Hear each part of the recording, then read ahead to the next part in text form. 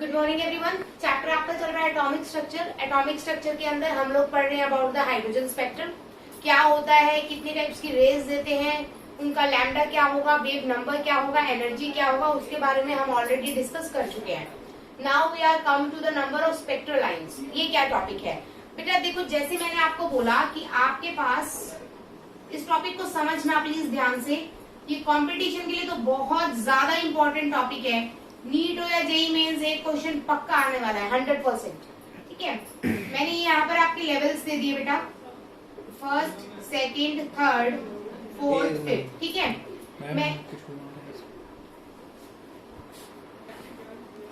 तो मैंने आपसे क्या पूछा है, नंबर ऑफ स्पेक्ट्रल लाइंस का मतलब क्या है, इस बात को प्लीज समझो।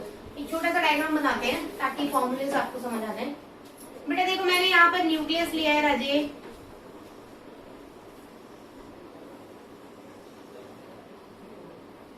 ठीक है।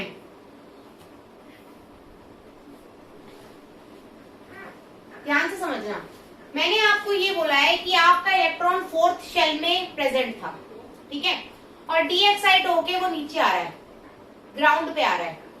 फोर्थ में प्रेजेंट था, मैंने क्या कहा है, इलेक्ट्रॉन प्रेजेंट कहाँ था, फोर्थ में, और डी एक्साइटेशन कहाँ हो रही है, 1 पे। ठीक है, तो कितने फोटॉन्स एमिटेड होंगे, जितने फोटॉन्स एमिटेड होंगे इसका मतलब उतनी ही लाइंस है। बहुत आसान टॉपिक है अगर ध्यान से समझोगे तो। बेटा 4 से अगर आपका इलेक्ट्रॉन आ रहा है तो पॉसिबिलिटी देखना जरा,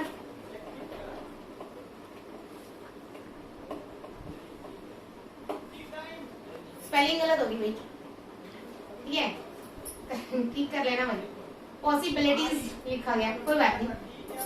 4 से सबसे पहले मैं कह रही हूँ 1 पे आया, आ सकता है 4 से डायरेक्ट 1 पे, कोई दिक्कत तो नहीं, या फिर 4 से 3 पे आएगा, या 3 से 2 पे आएगा, 2 से फिर 1 पे आएगा, या फिर 4 से 2 पे आएगा और 2 से फिर 1 पे आएगा, है ना। या फिर और कोई पॉसिबिलिटी नजर आ रही है क्या? यस, 4 से 3 पे गया और 3 से फिर डायरेक्ट 1 पे चला गया। इसके अलावा और कोई पॉसिबिलिटी शायद नहीं है।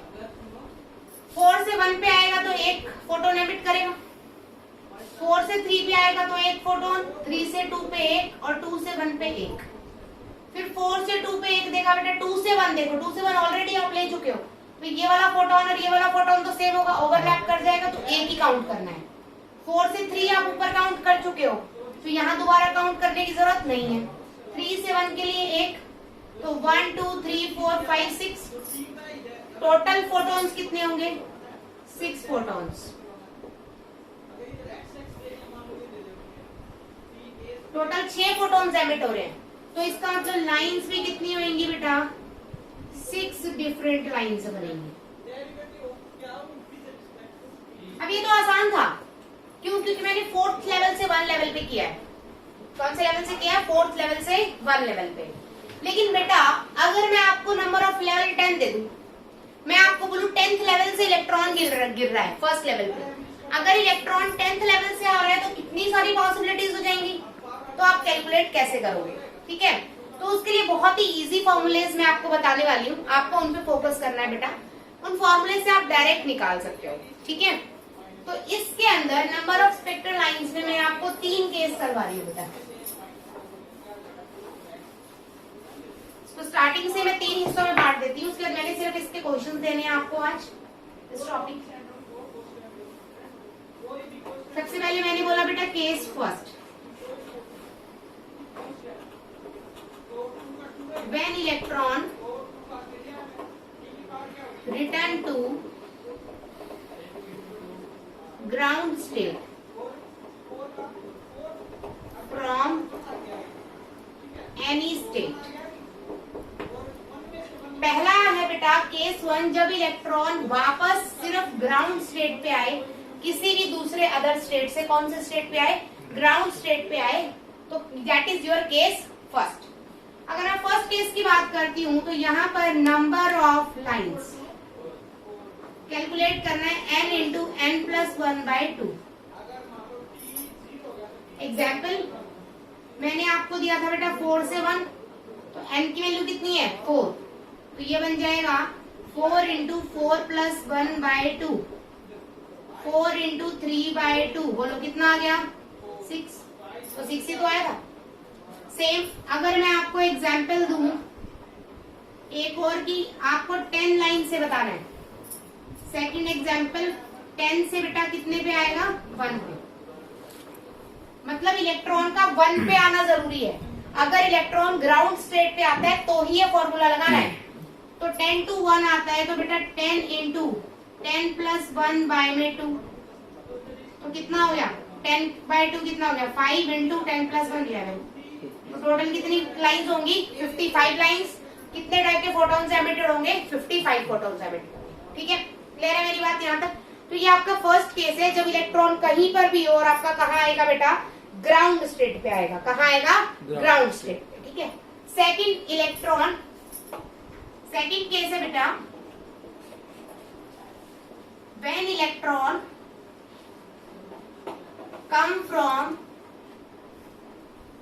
N1 state to N2 state other than ground।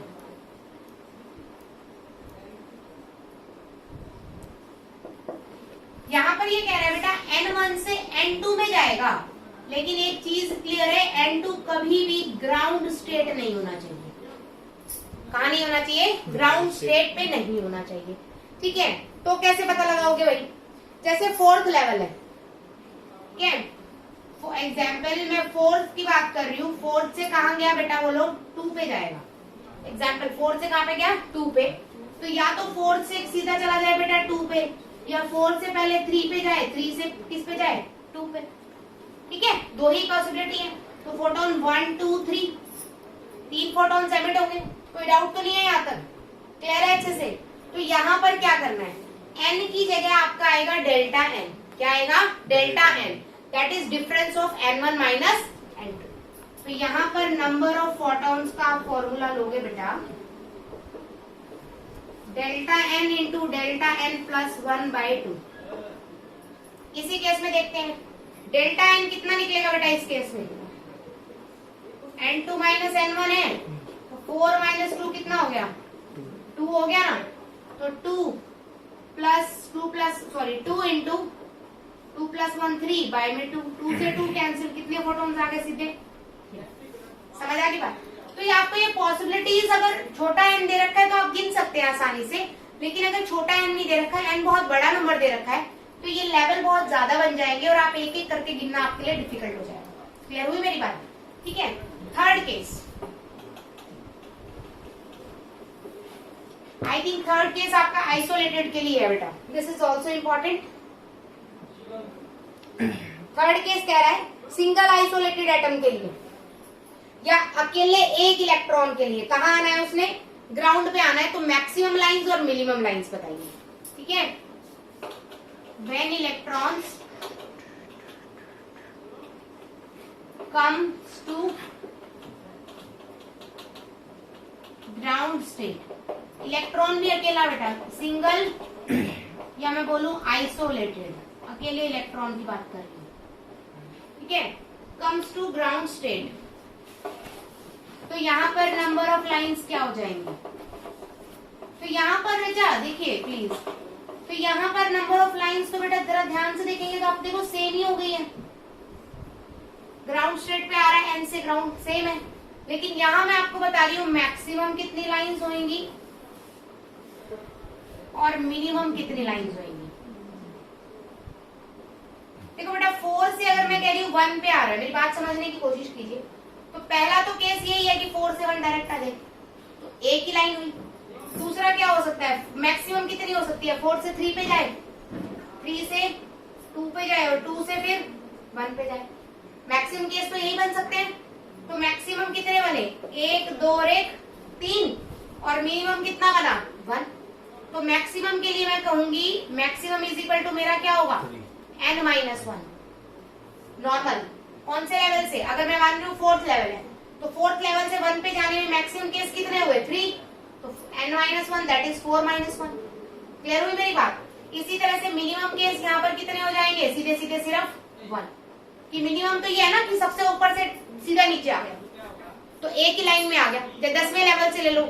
देखो अगर मेरा इलेक्ट्रॉन 10th लेवल पे है तो 10 से पहले 9, 9 से 8, 8 से 7, 7 से 6, 6 से 5, 5 से 4, 4 से 3, 3 से 2 और 2 से 1। तो देखा जाए तो 9 लेवल है बेटा। 1 2 3 4 5 6 7 8 9, टोटल 9 लाइंस है। मैक्सिमम कितनी लाइंस आएंगी? 9। और मिनिमम क्या है? किसी का 10 से कौन से लेवल पे चला गया? 1 पे। तो मैक्सिमम लाइंस हमेशा लेवल से 1 कम और मिनिमम लाइंस हमेशा 1 रहेगी। ठीक है, क्लियर है मेरी बात यहाँ तक? अब मैं कुछ क्वेश्चंस आपको दे रही हूँ, आप अपने अपनी नोटबुक में क्वेश्चंस ट्राई करें और मुझे आंसर बताएं। देखिए सॉल्यूशन क्या है। मैंने बोला स्पेक्ट्रल लाइंस कैलकुलेट करनी है जब इलेक्ट्रॉन आ रहा है ये पोजीशंस पे। ठीक है, मैंने बोला 7th excited state. First part के लिए 7th एक्साइटेड स्टेट का मतलब N2 की वैल्यू कितनी हो जाएगी? 8 हो जाएगी। क्योंकि मैं एक्साइटेड स्टेट दिया है मैंने आपको लेवल नहीं दिया। मैंने क्या बोला? Excited state. तो फर्स्ट एक्साइटेड स्टेट के लिए n की वैल्यू क्या होती है? 2। थर्ड के लिए 4, मतलब उससे 1 प्लस चलती है। तो N2 क्या हो गया? 8। कौन सी पे आ रही है बेटा? सेकंड एक्साइटेड स्टेट पे। तो N1 की वैल्यू कितनी हो जाएगी? 3। तो इन दोनों में से एक ग्राउंड होना चाहिए, जो कि नहीं है। अगर ग्राउंड नहीं है तो फॉर्मूला लगेगा डेल्टा एन वाला। कौन सा लगेगा? Delta N. तो यहाँ से मैंने डेल्टा एन निकाला बेटा, 8 माइनस 3, डेल्टा एन कितना आ गया? 5। तो नंबर ऑफ फोटॉन्स आ जाएंगे 5 इंटू 5 प्लस 1 बाय 2। तो 5 into 6 by 2 that is total 15। First part clear है? ठीक है। सेकंड पार्ट बेटा 8th excited state. 8th excited state का मतलब N2 की वैल्यू कितनी होगी? 9। और ग्राउंड स्टेट पे आ रहा है तो N1 की कितनी हो जाएगी? 1। ठीक है। तो सेकंड पार्ट में बेटा क्योंकि ग्राउंड स्टेट पे आ रहा है तो फॉर्मूला लगेगा n into n plus 1 by 2। तो n की वैल्यू कितनी है? 9 into 9 plus 1 10 by 2। 9 into 5 45 spectral lines आ जाएगी। ठीक है। थर्ड के अंदर मैं आपको बोल रही हूँ 10th एक्साइटेड स्टेट। आप अपने आप कीजिएगा। 10th का मतलब N2 की वैल्यू कितनी हो जाएगी? 11, 11 और फर्स्ट एक्साइटेड स्टेट का मतलब N1 की कितनी हो जाएगी? 2। तो 11 माइनस 8 कितना आ गया? Delta N 11 minus 2, delta N आ गया आपके पास 9। तो 9 into 9 plus 1 that is 10 by 2। ठीक है। तो अप्रोक्सीमेटली कितनी आएगी? 45 लाइंस। ठीक है। तो इस तरह से आप स्पेक्ट्रल लाइंस कैलकुलेट कर सकते हैं। नेक्स्ट क्वेश्चन देखिए प्लीज। मैं आपको कुछ क्वेश्चंस दे रही हूँ, वो आपको ट्राई करने हैं। अगर आपके नहीं होते हैं तो आप मुझसे पूछिएगा। मैं बोल रही हूँ सारे क्वेश्चंस, बोल बोल के लिख रही हूँ। अगर वीडियो में क्लियर ना हो तो आप मेरी स्पीच से क्वेश्चंस लिखिए। हाँ जी लिखिए भाई। Ions are in a particular excited state. Ions are at a particular excited state if electron make transition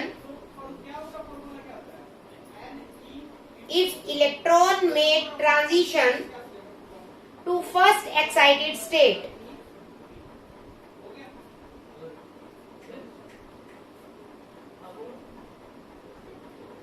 If electron make transition to first excited state and produces maximum 15 lines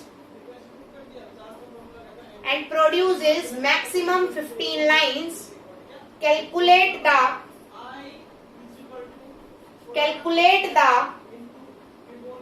state of electron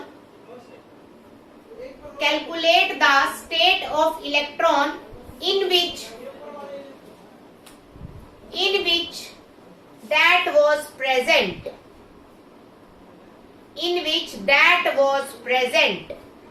मैं question repeat कर रही हूँ बेटा जी।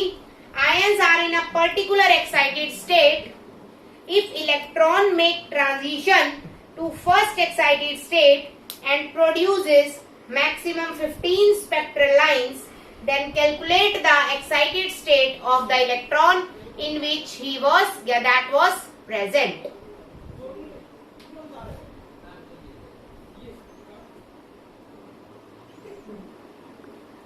Next question लिखिए बेटा। इन hydrogen like sample का मतलब है जो भी आपका एटम है या जो भी आपका मॉलिक्यूल आपने दे रखा है, एटम अगर कुछ भी दे रखा है, आयन दे रखा है, उसमें एक ही इलेक्ट्रॉन है। In a hydrogen like sample all the ions are present in a particular excited state. All the ions are present in a particular excited state. When electron make transition to ground state, when electron made transition to ground state, it produces different type of photons. It produces different types of photons. If second excitation potential of sample is, if second excitation potential of sample is 193.64 volt, 193.64 volt. बीच में रह गया था, ये difference है। मैं दोबारा repeat करी बेटा question. In a hydrogen like sample all the ions are present in a particular excited state. When electron make transition to ground state, it produces 6 different types of photons. It produces 6 different types of photons. If second excitation potential of sample is, if second excitation potential of sample is 193.64, then first point निकालिए, then identify the sample. First point है then identify the sample.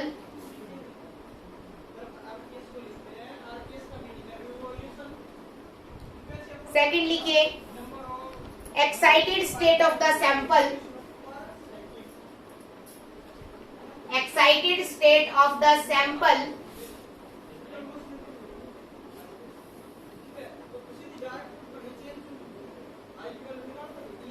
third ionization energy.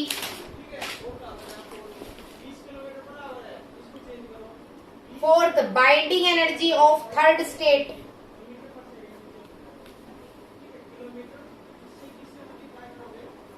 Fifth longest and shortest wavelength. Longest and shortest wavelength related to this transition.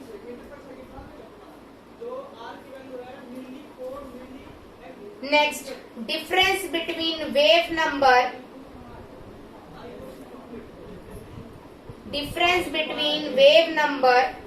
of second line of Lyman series. Difference between wave number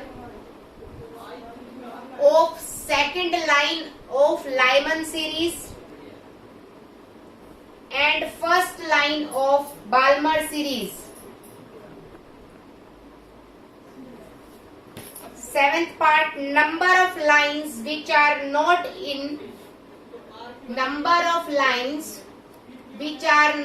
in visible region.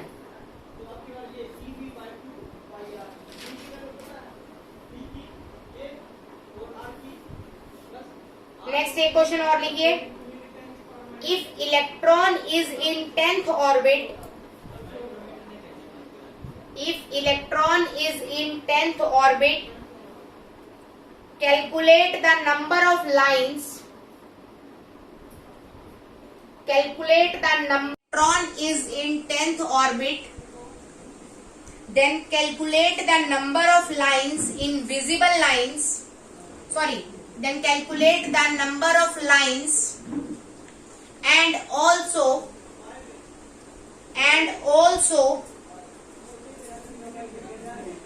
number of visible lines as well as number of not visible lines. तो अगर मैं थोड़ा सा आपको hint दूं इसी question में, आपका जो इलेक्ट्रॉन है वो 10th लेवल पे है बेटा, और 10th लेवल से डी एक्साइट हो रहा है, मतलब 10 से कितने पे आ रहा है, 1 पे आ रहा है, ठीक है। तो आपको कौन सी लाइंस विजिबल होंगी, सिर्फ बेटा जो 10 से 2 पे आएंगी ना, मतलब 10 से 2 पे आए, 9 से 2 पे आए, 8 से 2 पे आए, 7 से 2 पे, मतलब जो लाइंस आपकी 2 पे आएंगी आपको सिर्फ वो विजिबल होंगी, क्योंकि मैंने कल के लेक्चर में भी बताया था कि सिर्फ बाल्मर सीरीज विजिबल होती है। तो जब आपके N2 की वैल्यू आपकी क्या होती है, 2 होती है, तो सिर्फ उस टाइम पे आपके जो लाइंस है वो विजिबल होती है, अदरवाइज लाइंस विजिबल नहीं होती। तो सबसे पहले तो आप टोटल लाइंस निकाल लोगे, 10 इंटू 10 माइनस 1/2 फॉर्मूला लगा के आप टोटल लाइंस निकाल लो। उसमें से विजिबल कौन सी होंगी, सिर्फ वही तो विजिबल होंगी जो 2 पे आएंगी। तो 10 से 2, 9 से 2, 8 से 2, 7 से 2, 6 से 2, उसके बाद 5 से 2, उसके बाद 4 से 2, 3 से 2 और 2 से 2 पे तो आएगी नहीं, तो 3, 3, 6, 7, 8 टोटल 8 लाइंस आपकी ऐसी होंगी जो क्या होंगी, विजिबल रीजन में आएंगी। तो नॉट विजिबल में कितनी आएंगी, 45 में से 8 माइनस कर दोगे तो आपकी 37 नॉट विजिबल रीजन में होंगी। ठीक है, इससे पहले वाले क्वेश्चन की अगर मैं बात करूं तो मैंने बहुत सारी चीजें उसमें दे दी।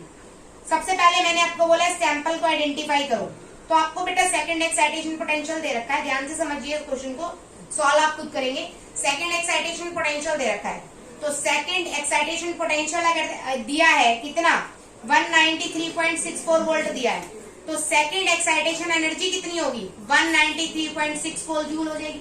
ठीक है, क्योंकि वो इलेक्ट्रॉन वोल्ट में ले लो, वोल्ट में दिया है तो उसको मान लो इलेक्ट्रॉन वोल्ट। ठीक है, क्योंकि मैं आपको पहले वाले लेक्चर में ये बता चुकी हूँ कि energy is equal to potential होता है, सिर्फ आपका यूनिट में फर्क होता है। पोटेंशियल की यूनिट क्या होती है, वोल्ट, और एनर्जी की क्या होती है, इलेक्ट्रॉन वोल्ट। ठीक है, तो यहाँ से आपकी सबसे पहले सेकंड एक्साइटेशन एनर्जी आ गई बेटा, डेल्टा ई आ गया आपका, फॉर्मूला रखोगे 13.6 Z² 1 minus N1 minus 1/N2 का होल स्क्वायर। सिंपल जो डेल्टा ई का फॉर्मूला होता है, आपको डेल्टा ई दे रखा है, मैंने Z नहीं दिया हुआ, एटॉमिक नंबर नहीं दिया हुआ, N1 की वैल्यू दे रखी है, N2 की वैल्यू दे रखी है। आप फर्स्ट पार्ट में एटॉमिक नंबर निकाल लेंगे, एटॉमिक नंबर निकालने से आपको पता चल जाएगा एटम का नाम क्या है, क्योंकि हर एटम का एटॉमिक नंबर अलग अलग होता है। तो यहाँ से आइडेंटिफाई द सैंपल हो जाएगा। सेकंड पार्ट में मैंने आपसे पूछा है लाइंस बताइए, तो आपको बेटा N1 और N2 दे रखा है, आपको लाइंस निकालनी है, आप इजिली निकाल लेंगे। ठीक है, उसके बाद मैंने आपसे थर्ड पार्ट में पूछ रखा है आयनाइजेशन एनर्जी बताइए, तो आयनाइजेशन एनर्जी के फॉर्मूला क्या होता है, 13.6 इंटू Z² होता है। ठीक है, तो Z की वैल्यू आपको मिल जाएगी, आइडेंटिफाई द सैंपल से वैल्यू पुट करो, गेट योर आंसर। उसके बाद मैंने आपसे पूछा है बेटा binding energy of third excited state. ठीक है, थर्ड एक्साइटेड स्टेट पूछा है क्या, फोर्थ, हाँ, binding energy of third excited state. अगर मैं बात करती हूँ बेटा थर्ड एक्साइटेड स्टेट की, तो लेवल क्या आ जाएगा, 3 लेवल से एक्साइटेड, थर्ड एक्साइटेड स्टेट का मतलब कहाँ से आएगा, इलेक्ट्रॉन इन्फिनिटी से, कहाँ चला जाएगा, एक्साइटेड का मतलब क्या है, इन्फिनिटी। तो आप N1 की वैल्यू क्या रखेंगे, 3, और N2 की क्या रखेंगे, इन्फिनिटी। तो यहाँ से आपके पास थर्ड आप सॉल्व कर लेना। उसके बाद उसने पूछा है फोर्थ, शॉर्टेस्ट और लॉन्गेस्ट वेवलेंथ। बच्चा जितने भी आपके ट्रांजिशन होंगे सारे ट्रांजिशन लिख लेना, जो 4 से 1 पे, 4 से 2 पे, इस तरह से सारे लिख लेना। जोन सा ट्रांजिशन में मैंने आपको याद होगा एक टॉपिक कराया था जिसमें मैंने आपको बोला था कि अगर आपको लैम्डा निकालना है, मैक्सिमम लैम्डा किसमें होएगा, तो उसके लिए N2 की वैल्यू मैक्सिमम होनी चाहिए, है ना। और अगर आपको मिनिमम लैम्डा निकालना है तो N2 की वैल्यू मिनिमम होनी चाहिए। मैंने ये वाला कंसेप्ट आपको करवाया था, मैक्सिमम एनर्जी ट्रांजिशन किसमें होगी, मिनिमम एनर्जी ट्रांजिशन किसमें होगी। ये क्वेश्चन वहां से रिलेट कर रहा है, तो कहीं से कुछ भी रिलेट कर सकता है। उसके बाद बात करते हैं बेटा लाइमन सीरीज की। ठीक है, तो उसने डिफरेंस पूछा है, लाइमन सीरीज के लिए वैल्यू निकाल लेना lambda, that 1/λ that is wave number, और दूसरे के लिए निकाल लेना, दोनों को सब्ट्रैक्ट कर लेना, गेट योर आंसर। ठीक है, और उसके अलावा आपका लास्ट पार्ट है number of lines not visible. Same total lines कितनी होगी आप पहले निकाल लोगे, उसमें से जो सेकंड लाइन लेवल पे जाएगी सिर्फ वो लाइंस आपकी विजिबल होंगी, बाकी विजिबल नहीं होंगी। ठीक है, इसमें कोई भी डाउट हो तो मुझसे पूछ लीजिएगा प्लीज।